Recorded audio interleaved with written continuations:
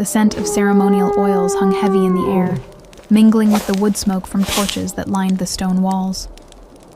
My hands trembled as I clutched my mother's silver pendant, the only piece of her I had left.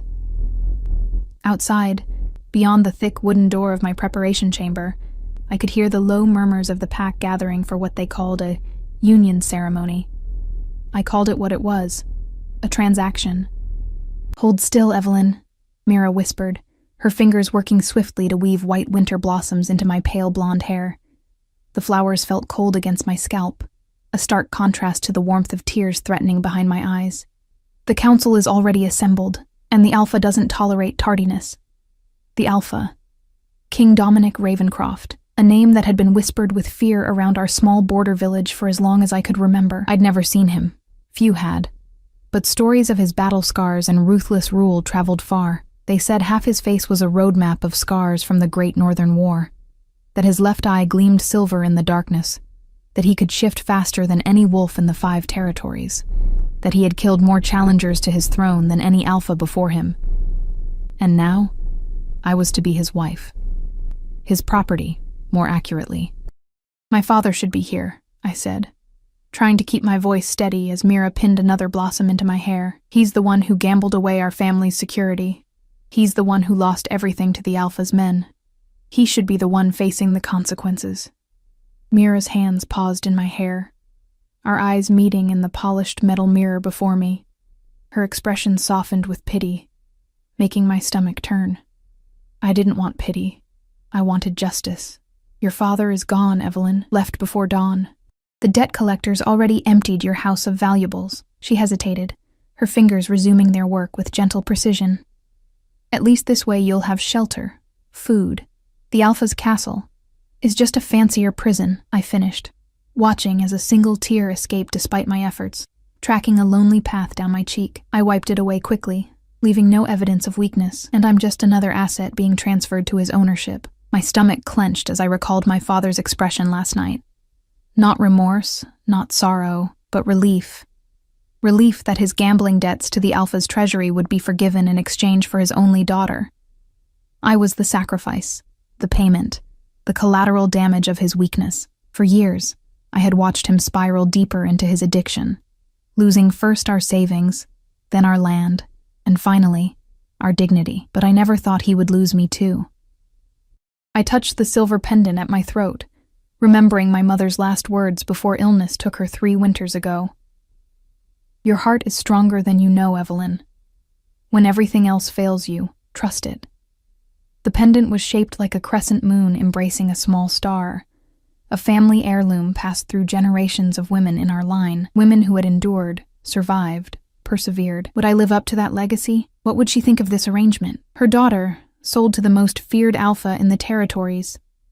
A man twice my age whose reputation for coldness was matched only by his reputation for brutality in battle. Mira stepped back to assess her work, then reached for the ceremonial cloak laid out across the bed. The fabric was finer than anything I'd ever worn. Deep blue velvet, lined with silver silk, embroidered with the symbols of both the Ravencroft pack and my village. A symbolic joining that was anything but equal. "Remember to breathe," Mira advised, fastening the cloak around my shoulders. "Keep your eyes lowered until spoken to directly. The pack has traditions older than any of us." A sharp knock at the door made me flinch. The wooden panels swung open without waiting for a response, and a woman entered, tall, severe, with gray streaking her dark hair and cold authority in her bearing. The Alpha's sister, Lady Helena. Her calculating eyes swept over me, assessing every detail from my ceremonial dress to my trembling hands. "It's time," she said, her voice as crisp as autumn frost. Her eyes appraised me clinically, sweeping from my elaborate hairstyle to the hem of my gown. "You'll do, I suppose. Remember, girl, you're not here to be coddled. You're here to secure an heir and maintain the alliance with your border village. Nothing more." I swallowed hard, gathering courage I wasn't sure I possessed. "And what does your brother think of this arrangement?" Something flickered across her face. Surprise at my boldness, perhaps, or irritation at what she perceived as insolence. "My brother thinks of duty, girl, as should you." She gestured toward the door, with a hand adorned with silver rings of office.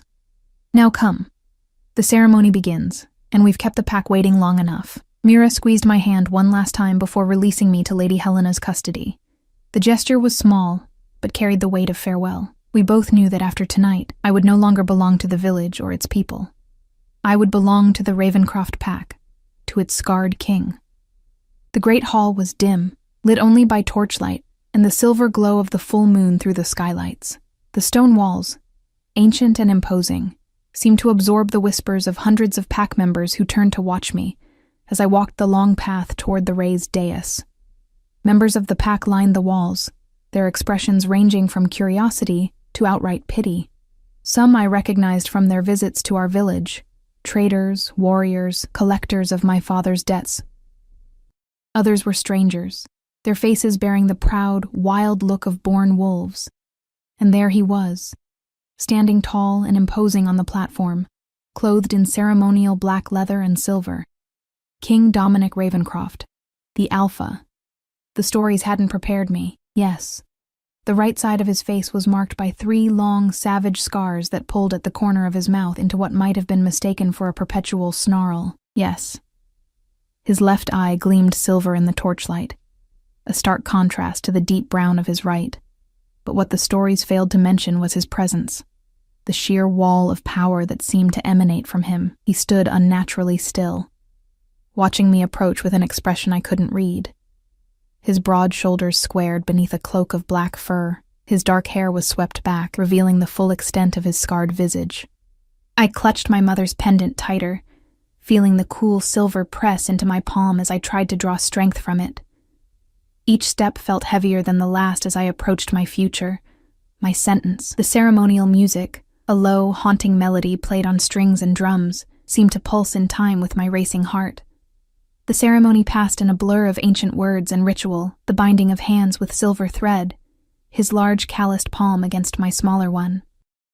The recitation of duties, protection in exchange for loyalty, strength for submission. The formal acknowledgement of my father's debt, now considered paid in full. Not once did the Alpha speak directly to me. Not once did our eyes truly meet, though I felt his gaze studying me when I wasn't looking. "You belong to the pack now," the elder announced, his voice carrying to the far corners of the hall, as he addressed me but looked at the Alpha, and to its king. The silver thread was cut, but the symbolic bond remained. A bond that would last until death, either his or mine. When it was done, when I was officially the property of the Ravencroft pack and its scarred king, a feast commenced. I sat beside my new husband at the high table, untouched food growing cold before me, as pack members approached one by one to offer congratulations that sounded hollow even to my untrained ear. The women assessed me with curious, sometimes hostile eyes. The men barely looked at me at all, directing their words to their Alpha instead. "Eat," the Alpha said suddenly, his deep voice startling me. It was the first word he had spoken to me directly, a single syllable that somehow contained command, observation, and something I couldn't quite identify. I looked up at him, finding his mismatched eyes, one dark brown, one silvery gray, fixed on me with unsettling intensity. "I'm not hungry," I replied, surprised by my own daring. "Regardless, you will eat." His tone left no room for argument, though it wasn't unkind. "You're pale. The journey from your village was long, and the ceremony draining. I won't have you fainting." His concern, I realized, wasn't for my comfort, but for appearances. How it would look if his new bride collapsed on their wedding night. What weakness it might suggest to the watching eyes of the pack. I forced myself to take a small bite of bread, then another. He watched until satisfied, then turned away to speak with a council member who had approached with matters that apparently couldn't wait, even on this night. The night wore on endlessly. Music played. Pack members danced in celebrations that grew increasingly wild as more wine flowed. I remained seated beside a husband who may as well have been carved from stone for all the warmth he showed. I observed him carefully from the corner of my eye. Despite his fearsome appearance, there was something almost elegant in his movements, precise, controlled, deliberate. He drank little, ate less, and spoke only when necessary. Occasionally, his hand would tense on the table, his gaze scanning the room as if sensing something no one else could perceive. When the moon reached its zenith, visible through the skylight directly above the high table, Lady Helena approached again. "It's time to retire," she said, her eyes flicking between her brother and me with an expression I couldn't decipher. Was it concern? Expectation? Warning? My heart began to race, a trapped bird against my ribcage. This was the part I had been dreading most, the consummation that would seal the union and secure my place as the Alpha's mate. I felt my hands grow clammy, my breath shorten as panic threatened to overwhelm me. The Alpha rose, extending a hand toward me with formal rigidity. "Come," he said simply, the word both invitation and command. I placed my trembling hand in his, surprised by its warmth. For someone rumored to be as cold as winter, his touch burned like fire against my skin. He led me from the great hall, through winding stone corridors lit by flickering torches. Guards and servants bowed as we passed, their eyes carefully averted. No one spoke. The only sounds were our footsteps, and the distant howls of wolves from the forest beyond the castle walls, a wild, mournful song that seemed to echo something inside me. Finally, we reached a massive wooden door carved with the Ravencroft pack symbol, a raven with a wolf's eye at its center. The Alpha pushed it open to reveal chambers more luxurious than anything I had seen before. A fire burned in a stone hearth larger than my entire bedroom at home. Furs and tapestries adorned the walls, depicting scenes of hunts and battles from pack history. A massive four-poster bed dominated the far wall, draped with furs and silk in the dark blue and silver colors of the Ravencroft line. The Alpha released my hand and stepped away, creating distance between us. I turned to face him, uncertain, afraid, but determined not to show it. "These are your chambers," he said, his voice controlled, revealing nothing of his thoughts. "Mine connect through that door." He nodded toward a smaller door in the side wall. "You will want for nothing material. Servants will attend you. You have full access to the castle grounds, but not beyond the walls without escort." I stared at him, confusion replacing fear. You're not staying?" Something flickered across his scarred face. Surprise, perhaps, or something deeper I couldn't name. "No," he said after a moment. "The union is legally binding without that. For now." He turned to leave through the side door, then paused, his broad shoulders tense beneath his ceremonial attire. Without turning back to me, he spoke, his voice lower than before. "Your father owed a debt he could not pay. Now it is paid. Whatever he may have done, that burden is no longer yours to carry." Before I could respond, he was gone, the door closing firmly behind him, leaving me alone with my racing thoughts and the echoing silence. I stood alone in the chambers of the Alpha Queen, a title I now held in name only. Relief washed through me, followed quickly by confusion. This was not what I had expected, not what I had feared, not what the whispers about the Alpha King had led me to believe. I crossed to the window and looked out at the moonlit forest that surrounded the castle. Somewhere in those trees, wolves ran free under the silver light.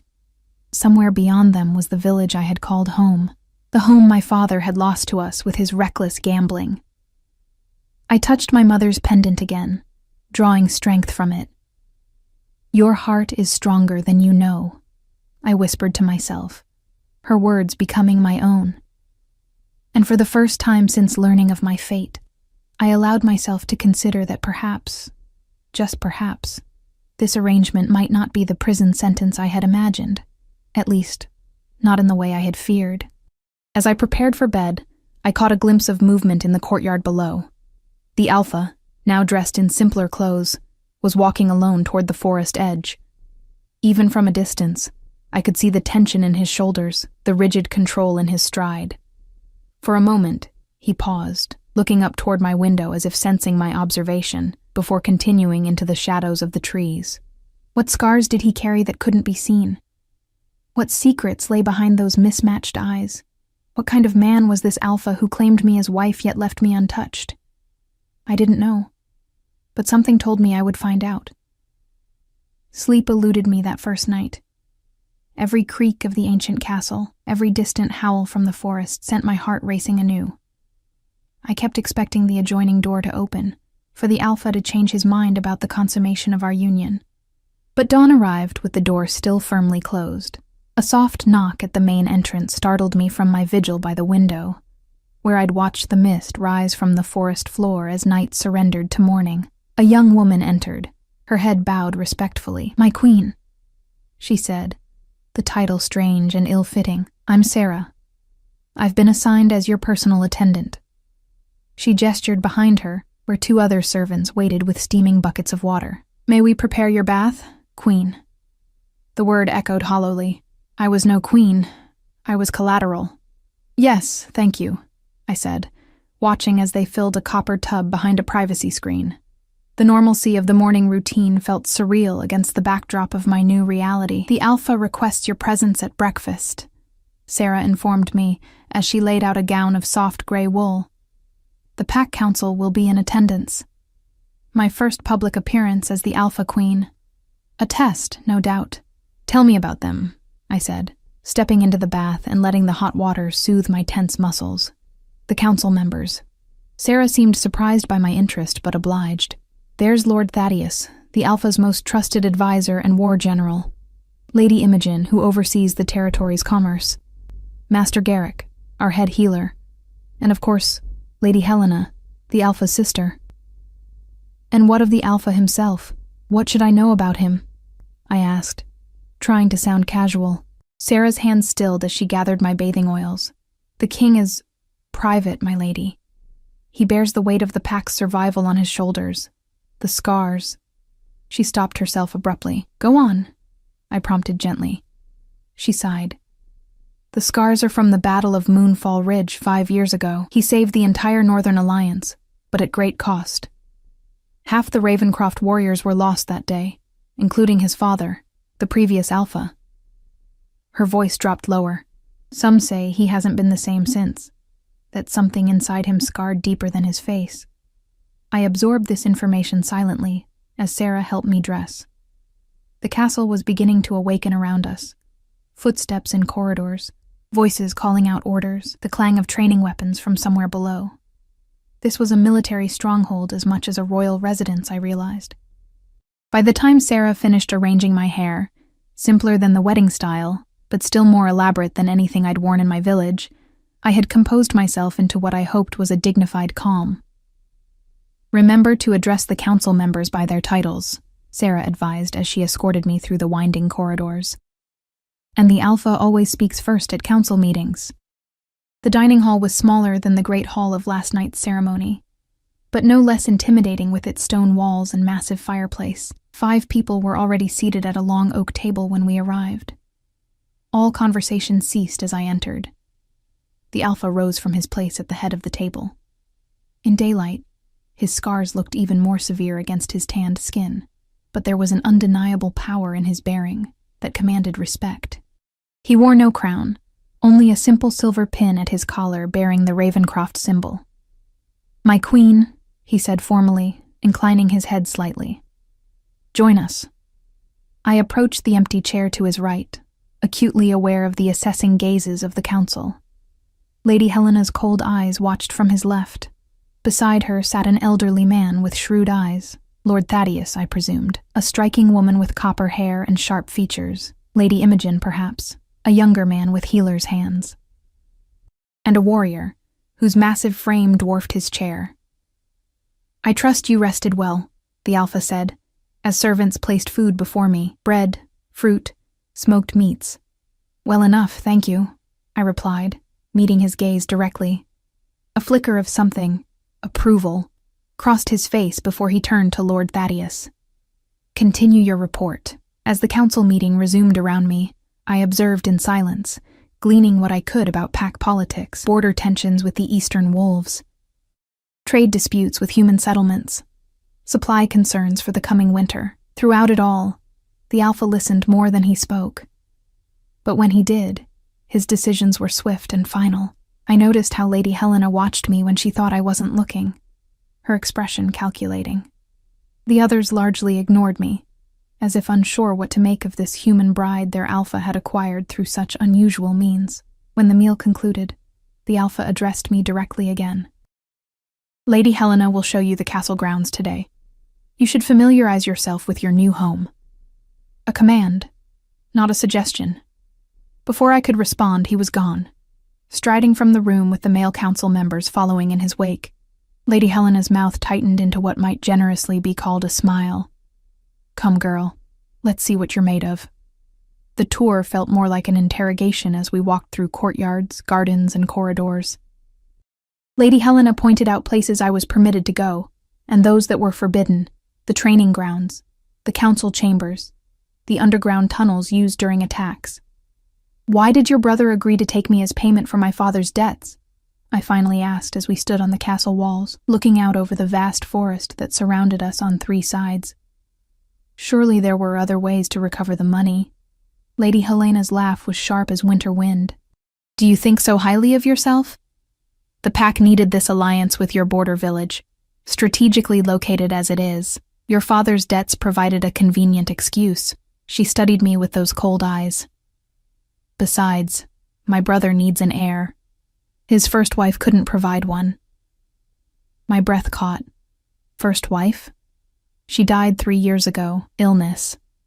Her tone suggested the subject was closed, but I couldn't stop myself.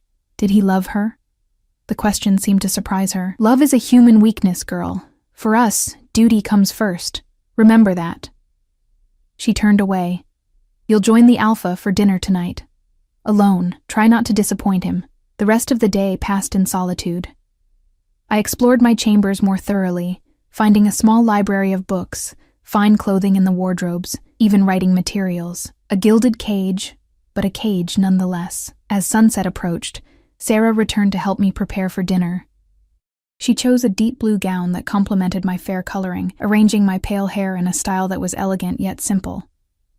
You look beautiful, my queen, she said, stepping back to admire her work.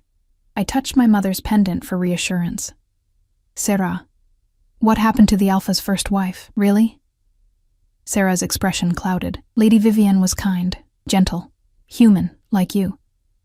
They were joined for political reasons as well, but... She hesitated. The Alpha mourned her deeply when the fever took her. He hasn't allowed anyone close since. And now I'm here to replace her, I said softly. No one could replace her, came a deep voice from the doorway. I spun around to find the Alpha standing there, his expression unreadable. Sarah quickly bowed and excused herself, leaving us alone. Silence stretched between us, taut with unspoken thoughts. Finally, he spoke again. I apologize. That was... unkind. The admission surprised me. No, it was honest. I appreciate honesty. His mismatched eyes studied me intently. Do you? Then let me be honest, Evelyn. This arrangement is not what either of us would have chosen, but it is what duty demands of us both. He offered his arm.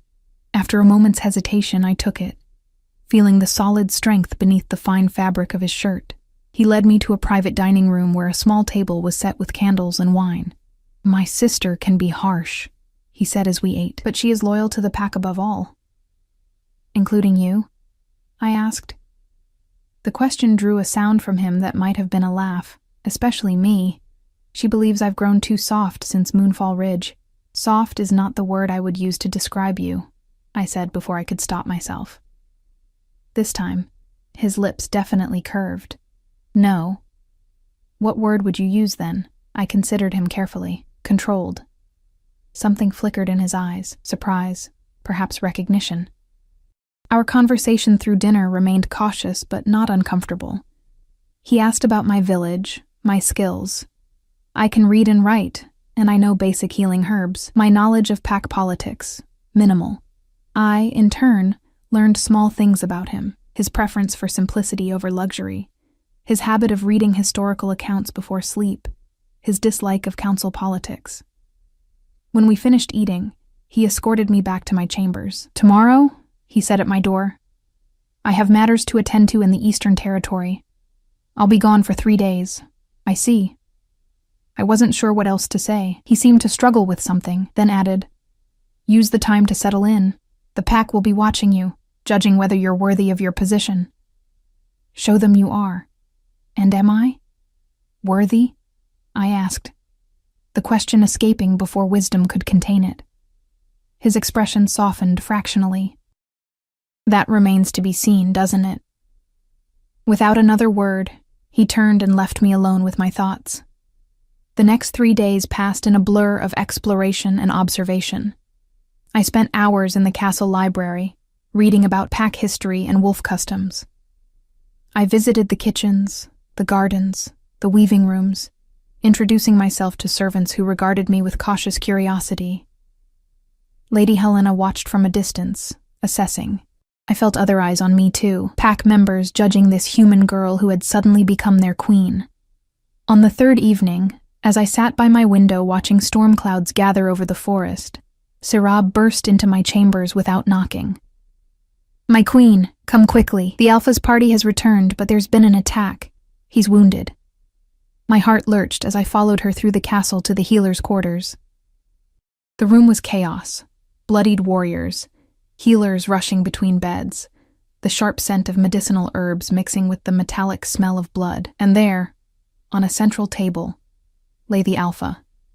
His shirt had been cut away, revealing a muscular torso now marred by deep gashes across his chest and shoulder. His breathing was labored, his skin pale beneath his tan. Master Garrick, the head healer, looked up as I entered. "My queen, you shouldn't be here." "What happened?" I demanded, moving to the Alpha's side. His eyes were closed, his face tense with pain. "Ambushed by the eastern wolves," Lord Thaddeus growled from nearby, his own arm being bandaged. "They've grown bold since moonfall. Attacked our party at the border crossing." Lady Helena appeared at my other side. "Leave, girl. This is no place for you." Something inside me hardened. I am his wife. I am the queen. I stay. Before she could argue, I turned to Master Garrick. "I know herbs. Let me help." The healer hesitated, then nodded. "Wash your hands, then hold these wound edges together while I stitch." For hours, I assisted as they worked to save the Alpha and his injured warriors. My fingers grew stained with blood. My back ached from bending over the wounded, but I refused to leave. I cleaned wounds, mixed poultices, held bandages in place, and all the while, I spoke softly to the Alpha, whether he could hear me or not. "You will heal," I told him as Master Garrick stitched the worst of his wounds. "Your pack needs you. You are strong enough to survive this." Dawn was breaking when the crisis finally passed. The Alpha had been moved to his chambers, his wounds cleaned and bandaged, herbal medicines administered to fight infection. The other injured warriors were stable. I stood by the window in the Alpha's room, exhausted but unwilling to leave. "You should rest," Lady Helena said from the doorway, her voice lacking its usual edge. "You've done adequately." From her, I suspected this was high praise. "I'll stay a while longer," I replied. When she had gone, I moved to sit beside the Alpha's bed, in sleep. Some of the hardness left his face, though pain still creased his brow. I reached out hesitantly, then gently laid my hand over his. "I don't know if you can hear me," I whispered. "But I'm here. You're not alone." His fingers twitched beneath mine, then slowly curled to hold my hand. His eyes remained closed, but I felt the deliberate pressure of his grip. Something shifted inside me, a crack in the wall I'd built around my heart since learning of my father's bargain. This scarred, complex man was not the monster of my fears, nor was he the heartless ruler of pack legends. He was something far more dangerous. He was human beneath his strength, vulnerable beneath his power. As morning light filtered through the windows, illuminating the Alpha's sleeping form and our joined hands, I realized with startling clarity that my fate was becoming something I hadn't anticipated. Not just a duty, not just a bargain, but something with the dangerous potential to matter.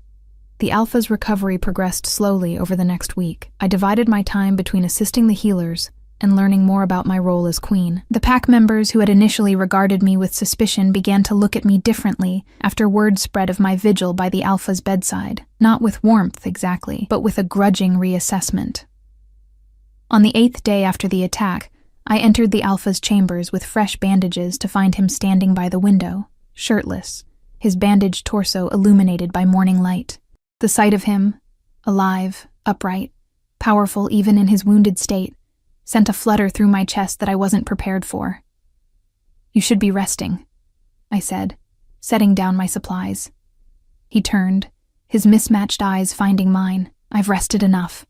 Master Garrick disagrees. A low sound rumbled in his chest, almost a growl. "Master Garrick is not the Alpha," I approached him, medical herbs in hand. "No, but he is the one who saved your life. With my help," I added boldly. "Now sit down and let me change your bandages." For a moment, I thought he might refuse. Then, surprisingly, his lips curved slightly, and he lowered himself to the edge of his bed. "You've grown comfortable giving orders, Evelyn." The sound of my name on his lips sent another unexpected flutter through me. It was the first time he'd used it. "Someone has to when the patient is being stubborn," I replied, carefully removing the old bandages. The wounds beneath were healing well, angry and red still, but clean, without signs of infection. My fingers moved gently across his skin, aware of every breath he took, every subtle reaction to my touch. "The council tells me you've been active in my absence," he said, watching me work.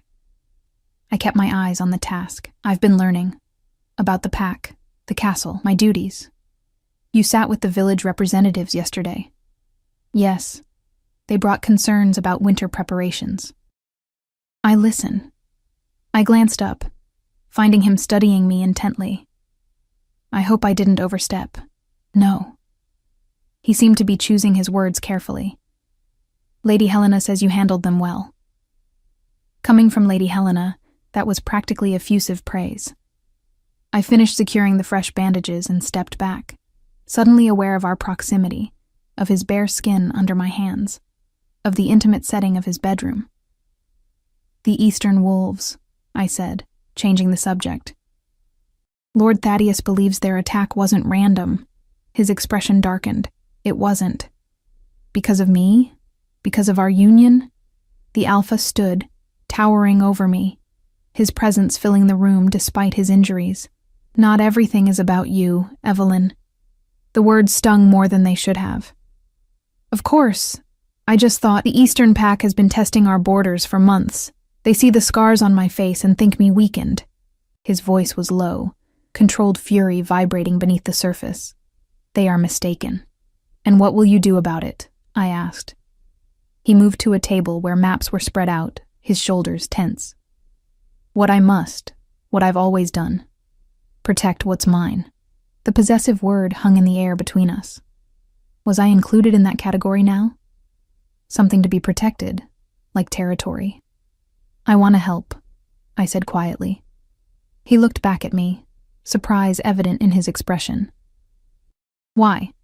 This isn't your fight. You're here because of your father's debts, not by choice. I'm here now, regardless of how I came to be. This is my home. These are my people too." The words felt strange on my tongue, but not untrue. "And I'm not as useless as you might think."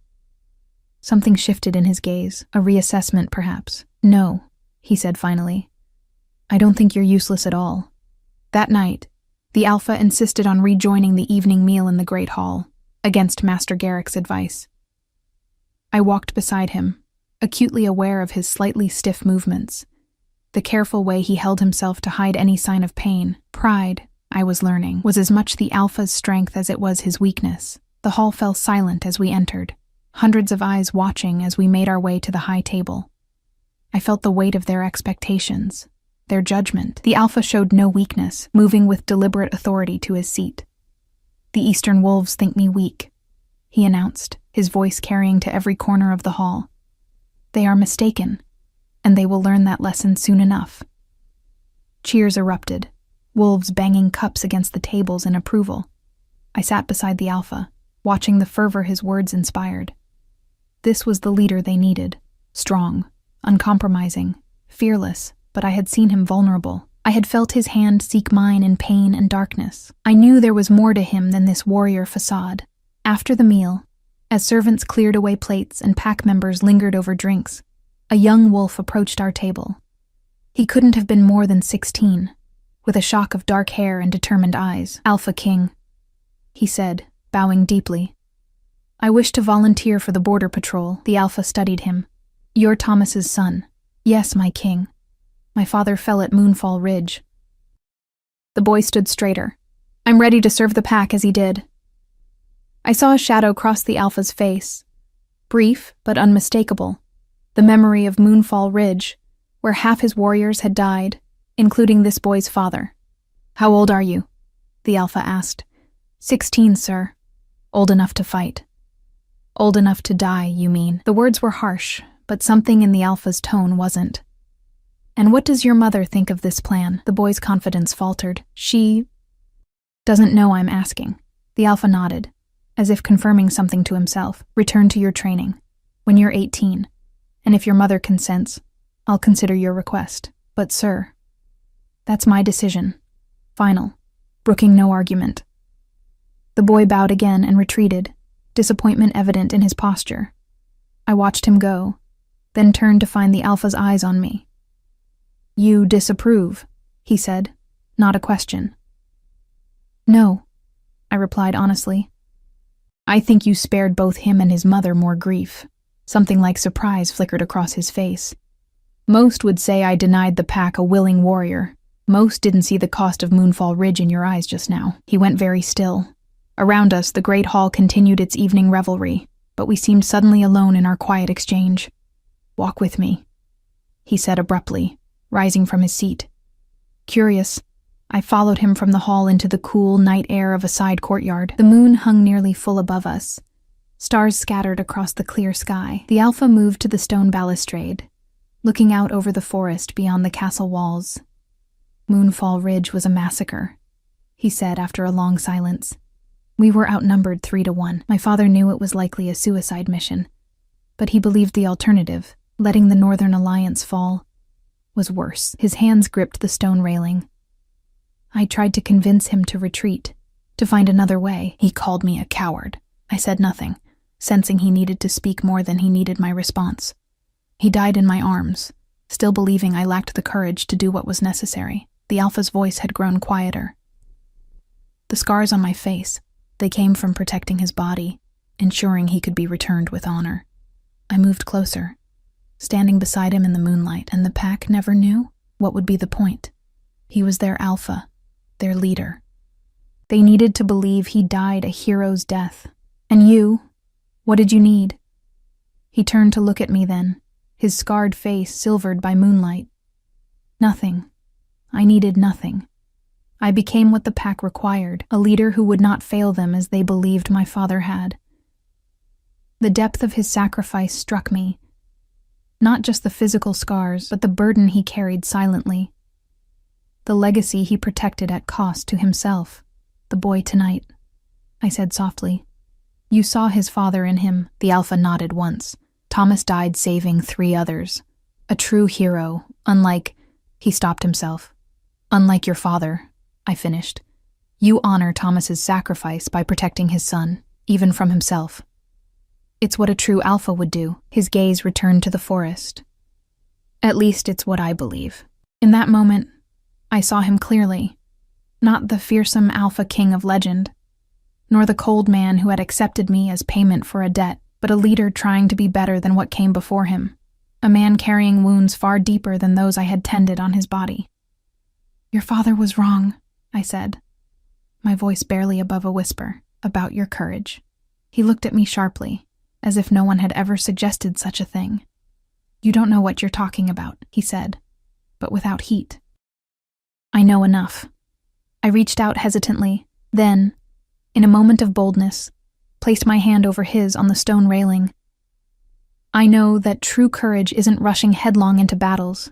It's standing firm to protect what matters, even when no one sees the cost." His hand turned beneath mine, our palms meeting, fingers interlacing with surprising gentleness. Neither of us spoke, standing side by side in the moonlight as something unspoken passed between us. An understanding, perhaps, or the beginning of one. After a long moment, he released my hand and stepped back. "It's late. You should rest." The moment had broken, but not harshly. I nodded, understanding his retreat. "Good night, Alpha King." As I turned to leave, his voice stopped me. "Dominic." I looked back. "What?" "My name. When we're alone, you may call me Dominic." His expression was unreadable in the shadows. "If you wish." The concession felt monumental somehow. A small grant of intimacy in our arranged union. "Good night, Dominic," I said, testing the name on my lips. Something that might have been a smile ghosted across his face. "Good night, Evelyn." In the days that followed, subtle shifts occurred between us. We dined together each evening, our conversations gradually extending beyond pack politics to personal interests, childhood memories, hopes for the future of the territories. I learned he had a dry sense of humor beneath his serious exterior. He discovered my love of literature and history. Meanwhile, I continued integrating myself into pack life. I visited the village that bordered the castle, meeting with the elders, listening to concerns about the coming winter. I observed training sessions in the courtyard, watched council meetings, spent afternoons in the kitchens learning traditional pack recipes. Lady Helena remained cold, but no longer openly hostile. "You're trying very hard," she remarked one afternoon as we supervised the preservation of harvest fruits. "Is that a criticism?" I asked. "An observation. My brother seems different since your arrival." "Different how?" She studied me with those calculating eyes. "He speaks more, listens more. The council has noted it." I wasn't sure how to respond. Had Dominic changed? Or was he simply revealing more of himself to me? And perhaps, by extension, to others? 2 weeks after the Eastern Wolves' attack, Dominic announced he would lead a hunting party into the forest. His wounds had healed well, leaving new scars to join the old. I stood in our courtyard as the hunting party assembled. Warriors checking weapons, servants loading supplies. "Be careful," I said as Dominic prepared to mount his horse. He looked down at me, something warm in his gaze. "I always am. Your recent injuries suggest otherwise." That almost smile appeared again. "I'll return by nightfall." A premonition gripped me suddenly, a nameless dread that settled in my chest. "Dominic." He surprised me by reaching down to touch my cheek briefly. "Trust me, Evelyn." As I watched them ride out, Lady Helena appeared at my side. "You care for him," she said. Not a question. I didn't deny it. Somehow, against all odds and expectations, I had come to care for the scarred Alpha King who had claimed me as payment for a debt. "Is that so strange?" "It's dangerous," she replied. "For both of you." Before I could ask what she meant, a commotion at the main gates drew our attention. A rider approached, not from our pack. Based on his unfamiliar colors, a messenger. The guards intercepted him, but upon hearing his business, escorted him directly to Lady Helena and me. He bowed hastily. "Message for the Alpha King," he said, extending a sealed parchment. "The Alpha is not present," Lady Helena replied. "I am his sister, and this is his queen. You may deliver your message to us." The messenger hesitated only briefly before handing over the parchment. Lady Helena broke the seal and read quickly, her expression darkening. "What is it?" I asked. She handed me the message, her voice tight. "Your father has returned. He's at the Eastern Wolf settlement, claiming you were taken against your will and demanding your return." My blood ran cold as I read the words. My father, the man who had gambled me away like property, who had fled rather than face the consequences of his actions, now dared to position himself as my protector. "This makes no sense," I said. "Why would he do this?" Lady Helena's eyes were sharp. "The better question is why the Eastern Wolves would entertain his claims at all. Unless they're using him as an excuse," I realized. A pretext for conflict with Dominic. "The hunting party," Lady Helena said suddenly, her gaze snapping to the forest. "They're headed straight for the eastern border." Understanding hit us both simultaneously. The Eastern Wolves had laid a trap, using my father as bait, knowing Dominic would be drawn out of the castle's protection. "We have to warn them," I said, already moving toward the stables. Lady Helena caught my arm. "It's too dangerous. I'll send warriors. There's no time." I pulled free. "They'll listen to me." I'm his queen. Something like respect flickered in Lady Helena's eyes. Then I'm coming with you. Within minutes, we were galloping toward the forest, a small guard of warriors around us. My heart pounded with each hoofbeat, fear for Dominic churning inside me. The forest grew denser as we rode, shadows lengthening as afternoon waned. We had just crossed a shallow river when we heard it.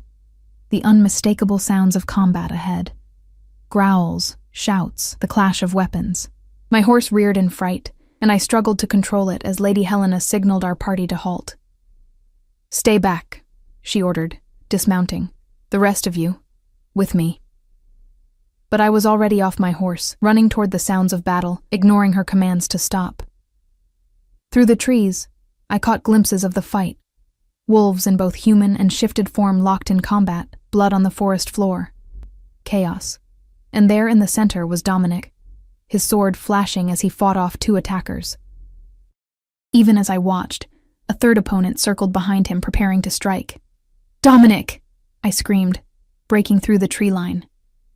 He turned at my voice, saw the danger, and barely avoided the strike. Our eyes met across the battlefield, his widening in shock at my presence. In that moment of distraction, one of his opponents lunged. Time seemed to slow as I watched the blade arc toward him. Without thinking, I rushed forward, throwing myself between Dominic and his attacker. Pain exploded across my side as the blade found me instead of its intended target.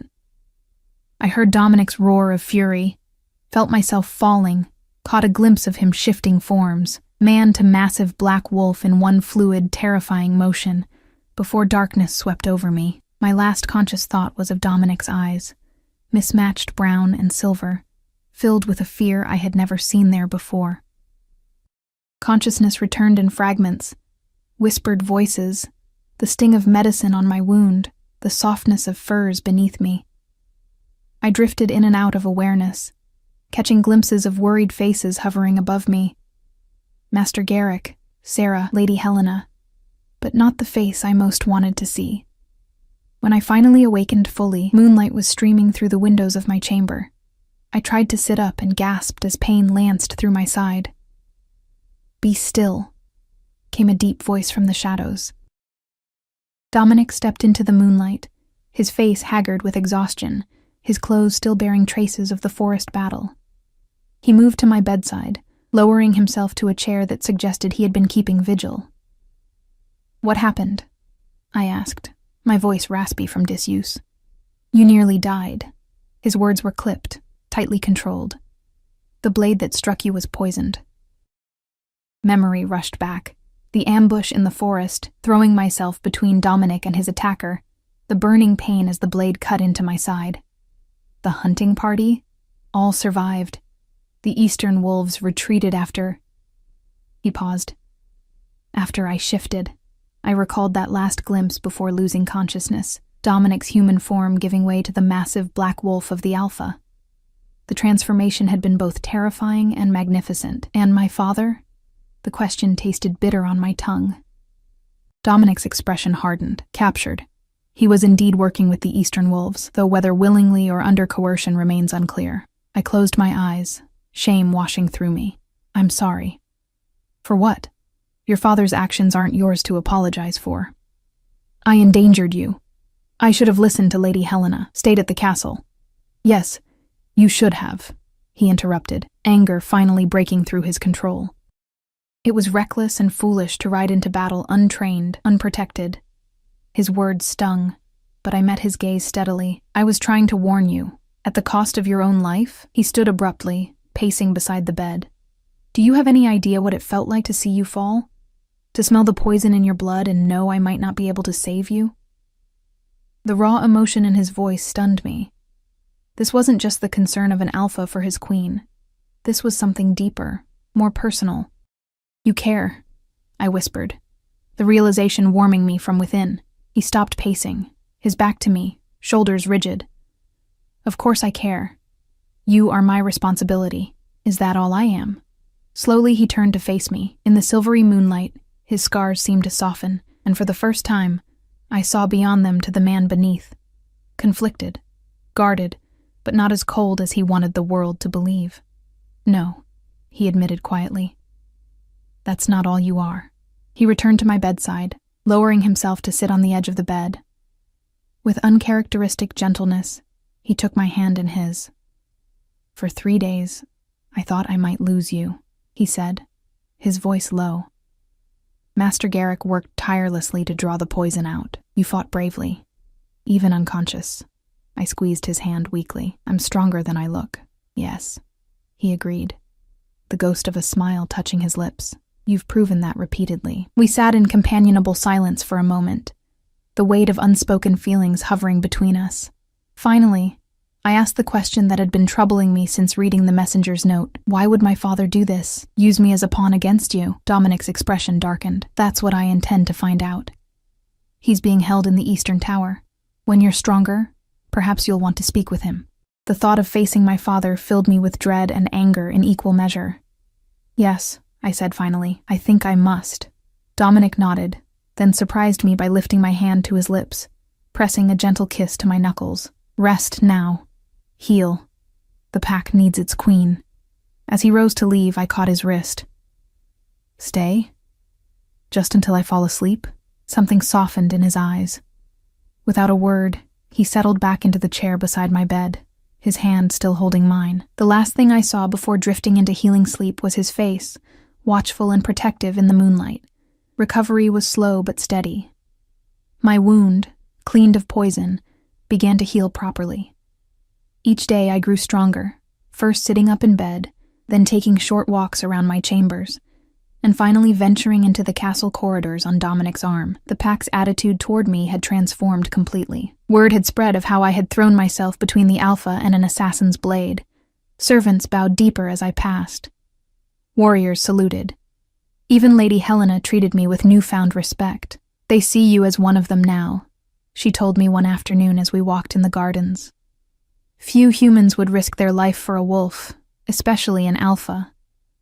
"I didn't think," I admitted. "I just acted." She studied me with those calculating eyes that had grown somewhat warmer over time. "That's precisely why it matters. Instinct, not calculation."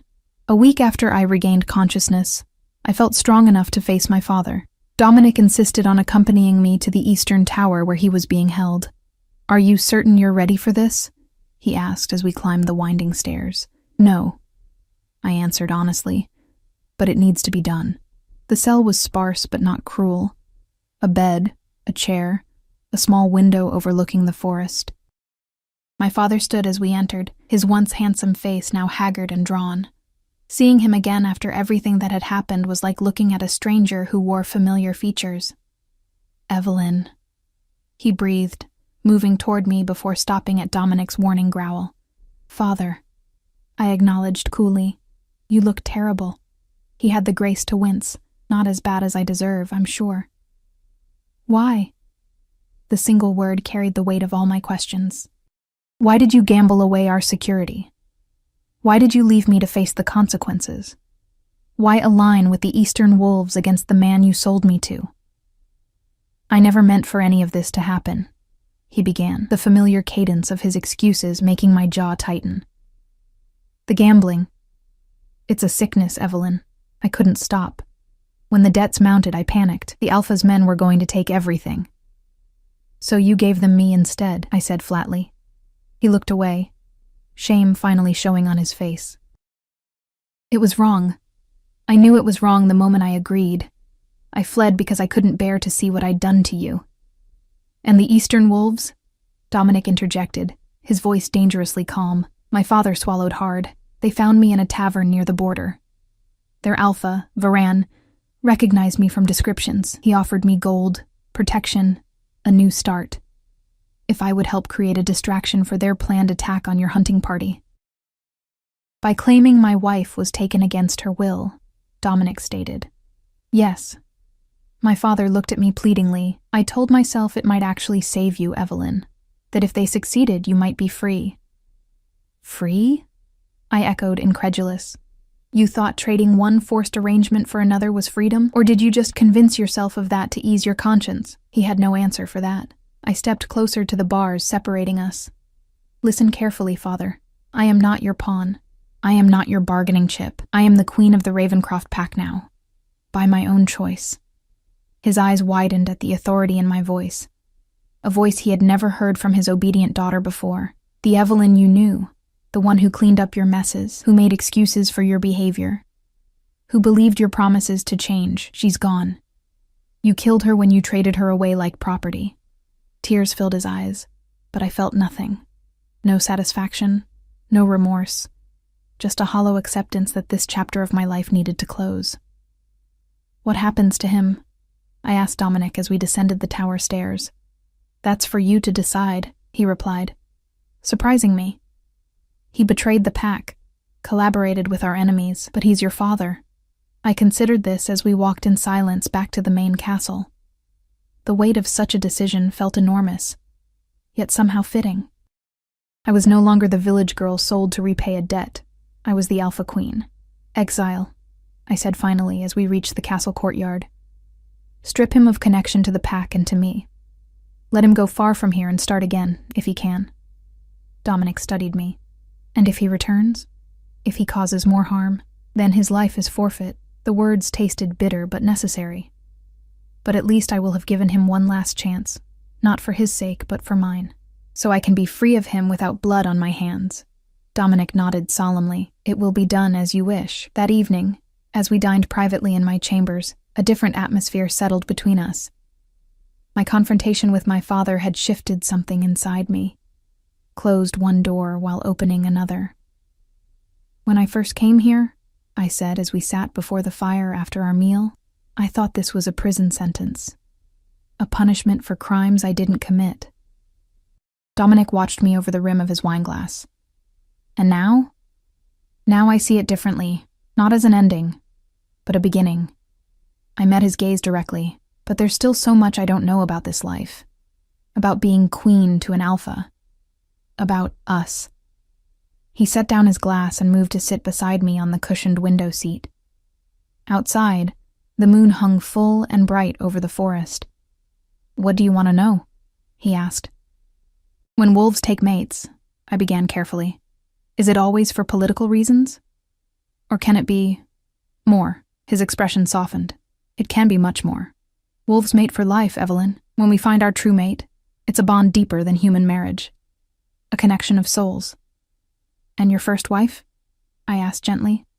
Was she that for you? Pain flickered across his face, but he answered honestly, no. Vivienne was kind, gentle. I respected her.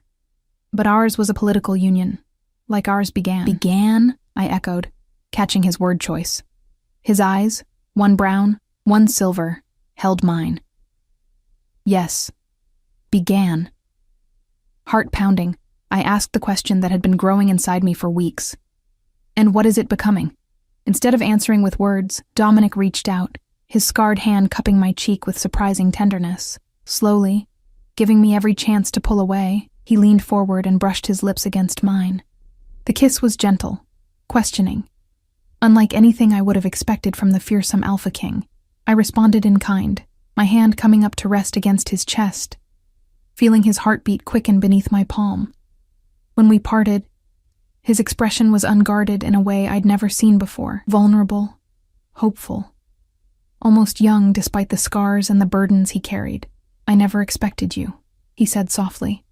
Never thought I could feel this way again. Or perhaps for the first time, truly. I was sent here to repay a debt, I whispered, but I'm staying for entirely different reasons. His smile, a real smile, transforming his face, was like watching the sun break through storm clouds. Before he could respond, however, a urgent knock sounded at my door. Dominic's expression instantly shifted back to the Alpha King as he rose to answer it. A guard stood there, breathing heavily. My king, forgive the interruption. Riders approaching from the Eastern Territory. Their Alpha requests an audience. The peace of our moment shattered. Dominic's body tensed, the warrior replacing the man who had just kissed me with such tenderness. How many? He demanded. A small party. 6 wolves, including their alpha. Varan. Dominic turned to me. Stay here. I'll handle this. No. I stood, straightening my gown. If the Eastern Alpha comes to speak with the Ravencroft King, He should find the Ravencroft Queen at his side. Pride flashed in Dominic's eyes.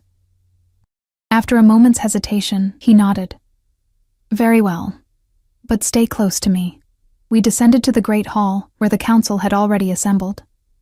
Lady Helena gave me a sharp look, noting how close I stood to her brother, but said nothing.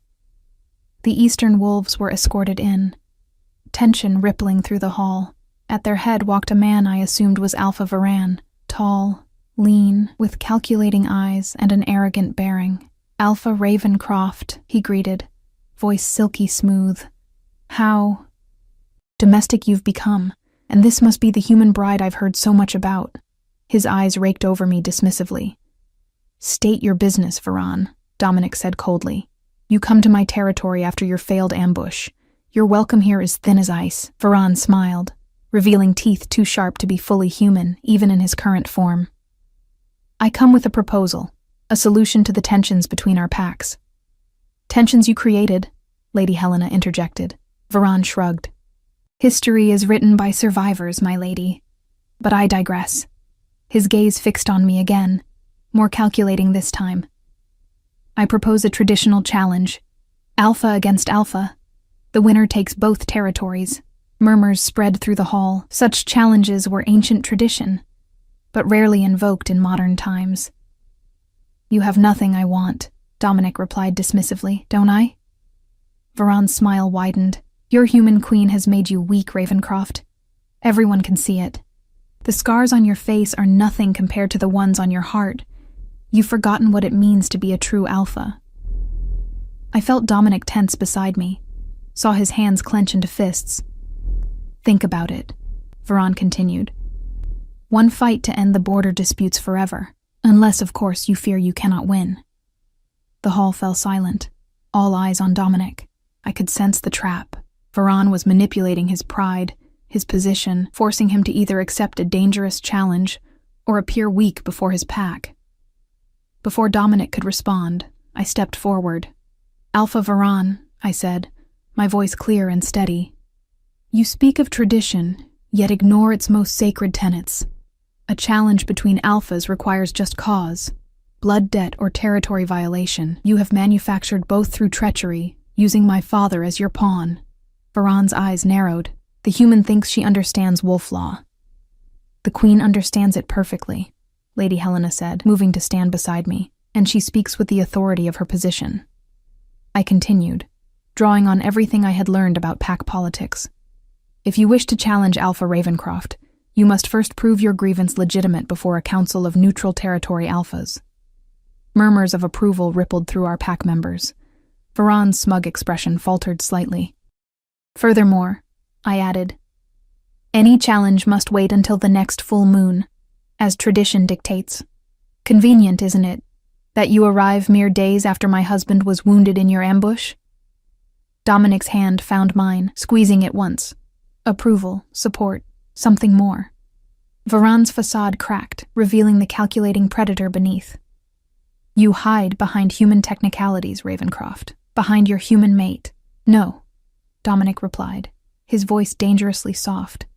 I stand beside my queen who speaks the law correctly. Return at the full moon with legitimate grievance verified by neutral territory alphas, and I will consider your challenge. Until then, you are not welcome in Ravencroft lands. Fury flashed in Varan's eyes, quickly masked. Very well. The full moon, then. Prepare yourself, Scarred King. Your reign nears its end. As the eastern wolves were escorted out, tension slowly dissipated from the hall. Pack members gathered in small groups, discussing what had happened. Lady Helena approached us, an unusual expression on her face, something close to respect as she looked at me. Well done, she said simply. You bought us time. Time for what? I asked. Dominic's expression was grim. Time to prepare for war. The next 2 weeks passed in a whirlwind of preparation. The full moon approached rapidly, and with it, the potential for Varan's return with his challenge. Dominic threw himself into readying the pack, increasing border patrols, conducting training sessions that lasted from dawn until dusk, meeting endlessly with his council to discuss strategy. I rarely saw him alone during those days.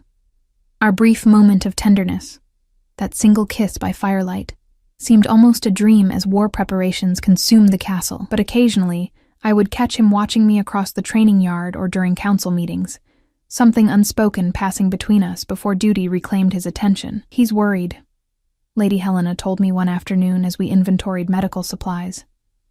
In the days since the confrontation with Varan, she had become something of an ally, if not quite a friend. Not for himself, but for the pack. For you. "Varan won't have a legitimate grievance," I said, counting bundles of dried herbs. "The neutral alphas won't support his challenge." Lady Helena's expression turned grim. "Varan is cunning. If he can't secure official approval, he may create a situation where Dominic has no choice but to fight. Grievance or no grievance." The weight of her words settled heavily on my shoulders. I had bought time with my knowledge of pack law, but perhaps only delayed the inevitable. That night, I sought out Dominic. I found him in the map room, alone, studying territory boundaries by lamplight. He looked exhausted, the scars on his face standing out starkly against his pale skin. "You should rest," I said softly. He looked up, his mismatched eyes softening at the sight of me. "So should you." I moved to stand beside him, looking down at the maps. "What are you planning?" "Every possibility," he replied, running a hand through his hair.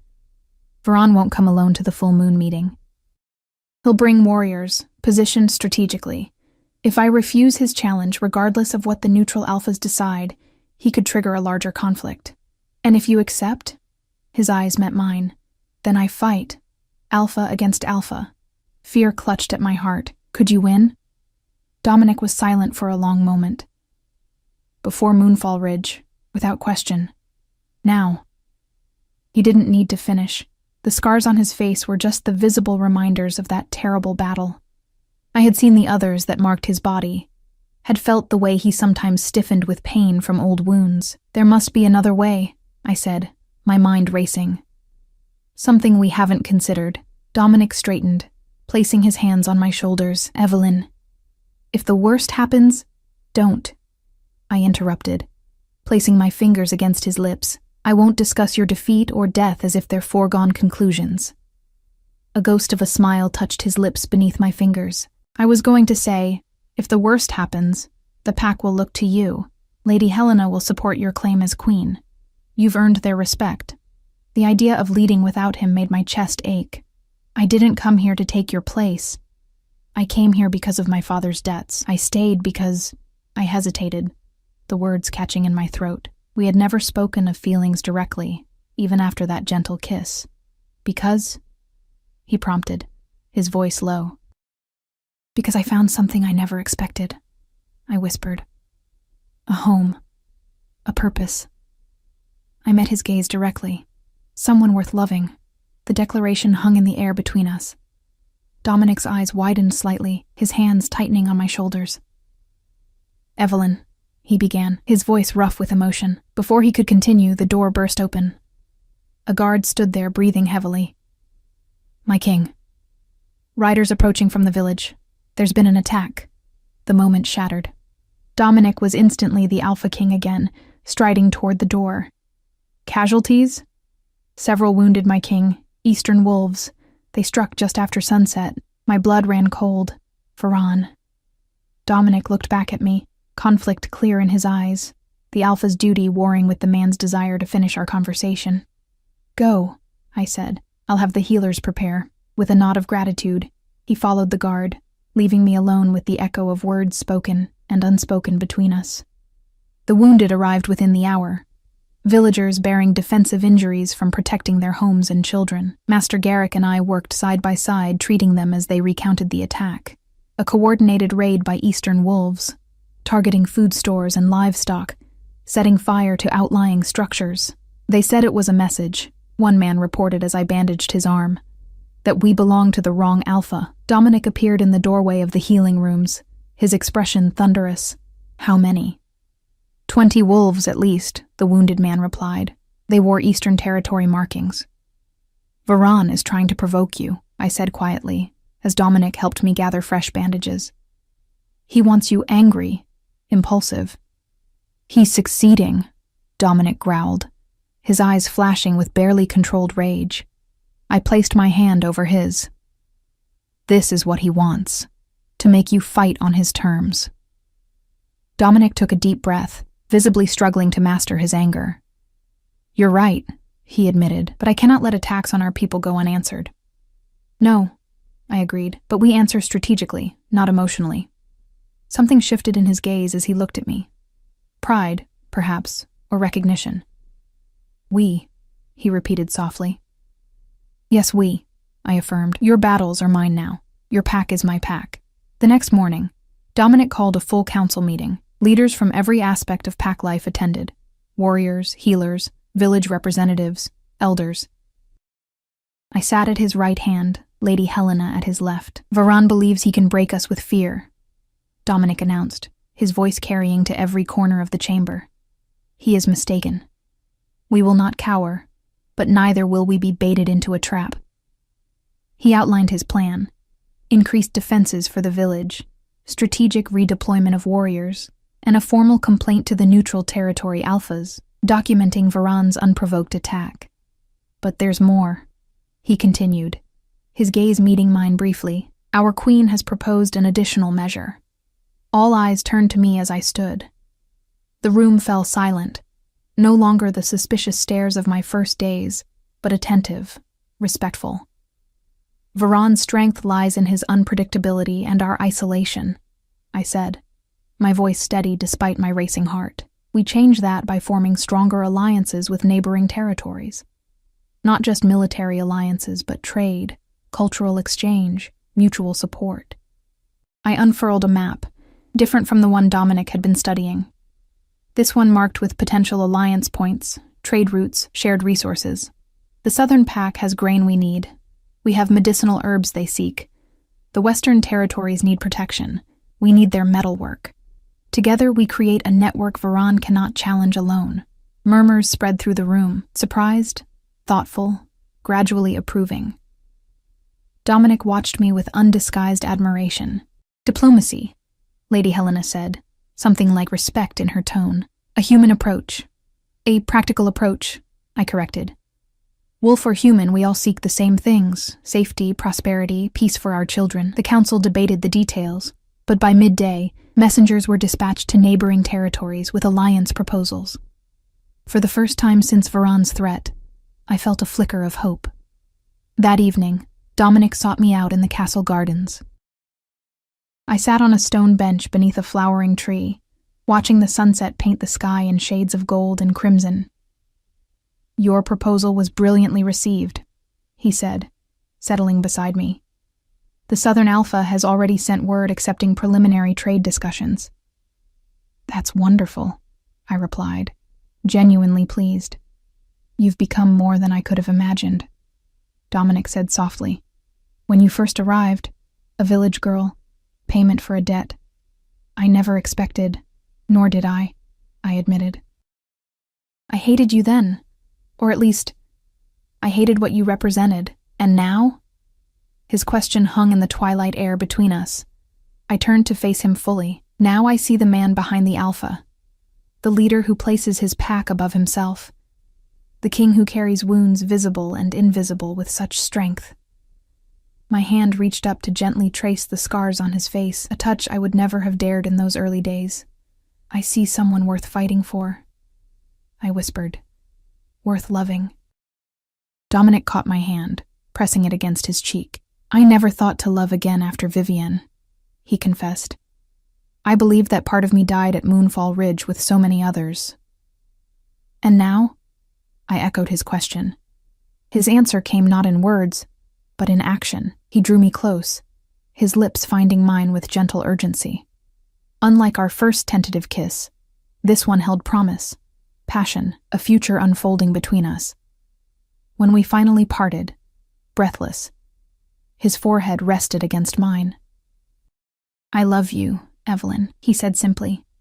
Not as payment for a debt, not as a political alliance, but as the woman who brought me back to life. Joy bloomed within me, bright and unexpected, a flower pushing through winter snow.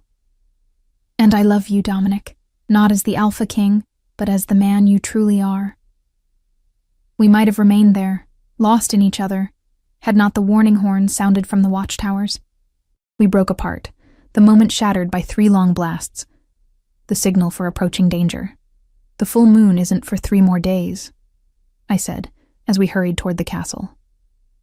Dominic's expression darkened. Varan isn't waiting for tradition. Guards met us at the castle entrance. Eastern wolves, my king, a large force approaching from the forest. How many? Dominic demanded. 50, perhaps more. Their alpha leads them. Dominic turned to me, conflict clear in his eyes. Evelyn. Don't ask me to hide, I interrupted. Whatever comes, we face it together.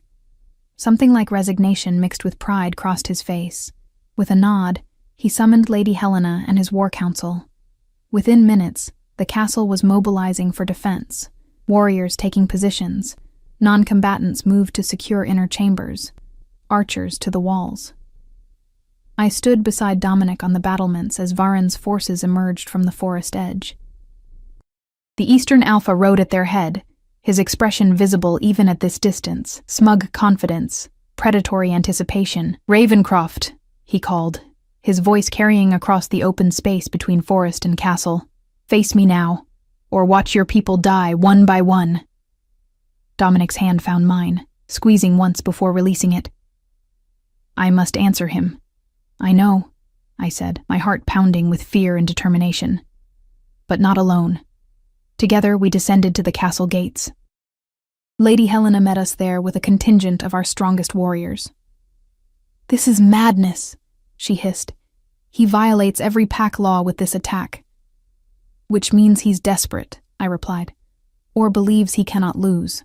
The massive gates swung open, and Dominic strode out to meet his challenger, every inch the Alpha King despite the scars that Varan mocked.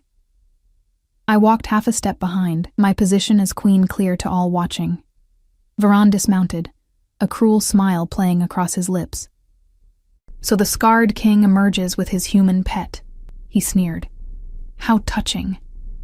You come without neutral Alpha sanction, Dominic stated coldly. You attack my people, violate my territory, ignore sacred traditions. You have no honor, Varan. Honor is for the weak, Varan replied. Power is what matters, and you, Ravencroft, have grown weak. His gaze flicked to me. Soft, human. If I am weak, Dominic said, his voice dangerously quiet, then face me now. Alpha to alpha, just the two of us. Varan laughed. Why should I agree to that when I hold every advantage? My forces outnumber your visible defenders. Surrender your territory, step down as Alpha, and perhaps I'll let your pack live. His eyes narrowed. Though your queen might make a satisfying prize, I felt rather than saw Dominic's rage at the threat. Before he could respond rashly, I stepped forward. You speak of advantages, Alpha Varan, I called clearly, ensuring all his warriors could hear. But you count incorrectly. Confusion flickered across his face. The human speaks riddles, not riddles, I replied. Alliances. As if on cue, howls erupted from the forest behind Varan's forces, dozens, then scores of wolves announcing their presence. The eastern wolves turned in alarm as warriors from the southern and western packs emerged from the trees, effectively surrounding them. Varan's confident expression crumbled. What treachery is this? No treachery, came a new voice as the Southern Alpha, a formidable woman with dark skin and commanding presence, stepped forward. Alliance, as requested by Queen Evelyn and approved by the Neutral Territory Council. The Western Alpha joined her, his massive frame intimidating even from a distance. Your unsanctioned attack violates pack law, Varan. The Neutral Council has ruled against you. I couldn't help the small smile that formed as I watched Varan realize his mistake. In his arrogance, he had assumed our messengers were merely seeking help, not knowing that they carried evidence of his previous attacks, his manipulation of my father, his violations of sacred traditions to the Neutral Council. The ruling is clear, the Southern Alpha continued. You forfeit your right to challenge. You forfeit your position as Alpha. No, Varan snarled, his face contorting with fury. I recognize no such ruling. With unexpected speed, he lunged. Not at Dominic as everyone anticipated, but at me. I had only a moment to register the flash of his blade before Dominic moved, faster than I had ever seen him move, intercepting Varan's attack. The two alphas collided with brutal force. Varan's knife sliced through the air where I had stood as Dominic drove him back, his own blade drawn. Challenge accepted, Dominic growled. Around us, chaos erupted. Varan's forces, seeing their alpha engaged, attacked. Our allies responded. The battle spilled across the open ground between castle and forest. But I saw none of it. My attention fixed on the deadly dance between Dominic and Varan. They fought with the ferocity of true alphas. Varan with reckless aggression, Dominic with controlled power. Blades clashed, then were discarded as both men began to shift, their human forms giving way to massive wolves. Varan's coat pale as winter frost, Dominic's black as midnight. The wolf battle was terrifying to behold, teeth slashing, powerful bodies colliding, growls that shook the very ground. I watched, heart in my throat, as they tore at each other with primal fury. Varan was younger, perhaps faster, but Dominic fought with the wisdom of experience.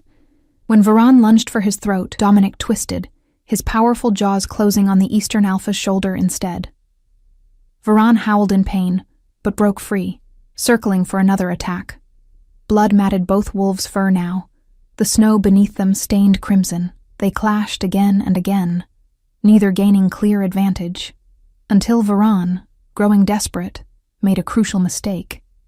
He glanced toward his retreating forces, momentarily distracted. Dominic seized the opportunity, lunging with precision. His teeth found Varan's throat, closing with terrible finality. The Eastern Alpha struggled, then went still. Silence fell across the battlefield as Dominic stood over his fallen opponent, still in wolf form, his message clear to all who witnessed. The Alpha King of Ravencroft remained undefeated. Slowly, deliberately, Dominic shifted back to human form. Blood streaked his skin from numerous wounds, but he stood tall, victorious. The remaining Eastern wolves immediately submitted, dropping to their knees before the Alpha who had defeated their leader. The Eastern Territory falls to Ravencroft, the neutral council representative declared, as is the right of conquest. I ran to Dominic as he swayed slightly, exhaustion and injury finally showing. My arms slipped around him, supporting his weight. "It's over," he murmured, leaning against me. "Yes," I agreed, relief washing through me. "It's over." The aftermath of battle brought changes to the territories. With Varan defeated, the Eastern Wolves needed leadership. Rather than absorbing them completely, Dominic appointed a fair-minded beta from their own ranks as their new alpha, under Ravencroft protection and alliance. It was an unprecedented move that earned respect from all neighboring territories.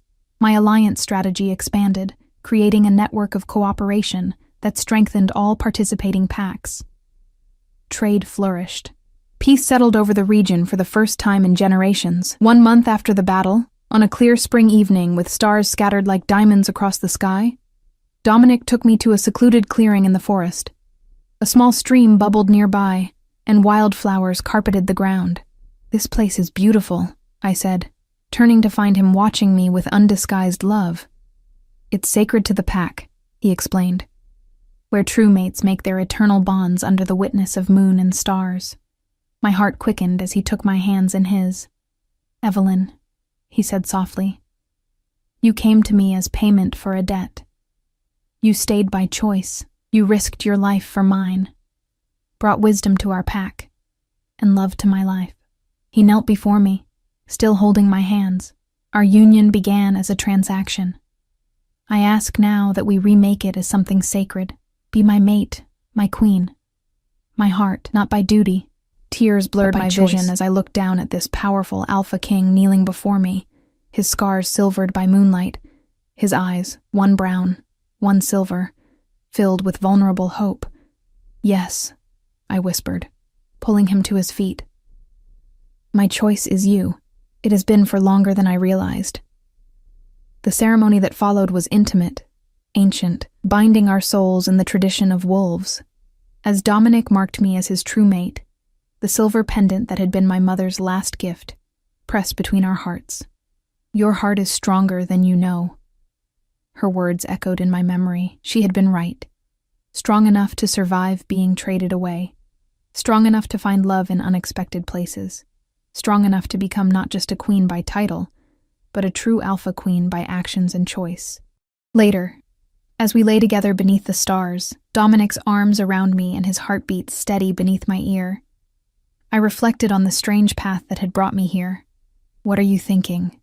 he murmured, his fingers tracing gentle patterns on my skin. "That sometimes debts create unexpected treasures," I replied, lifting my head to meet his gaze.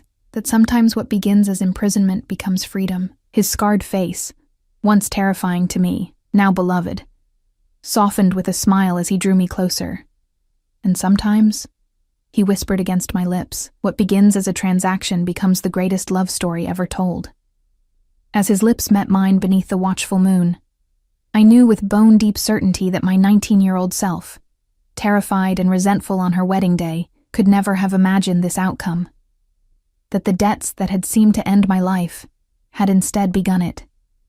That the scarred Alpha King who had claimed me as payment had instead given me something priceless. A true home, a purpose, a love that transformed us both. Some debts, it seemed, were worth every payment.